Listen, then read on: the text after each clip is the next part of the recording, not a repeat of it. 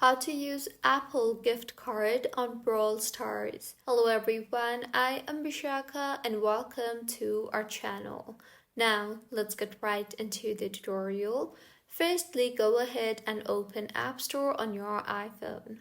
Now tap on your profile icon on the top right corner and further select the redeem gift card or code option you see there.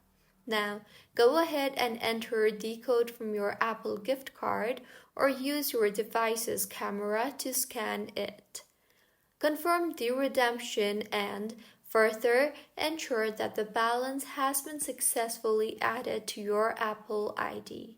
You can see this under your account details in App Store.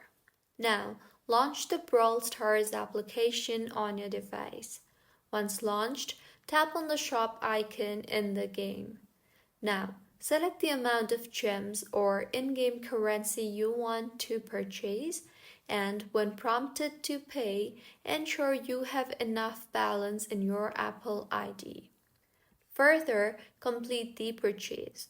Confirm your purchase and the gems will be added to your account. So this is how you can use Apple gift card on Brawl Stars. If you find this tutorial helpful, please like the video and do subscribe to our channel for more contents like this.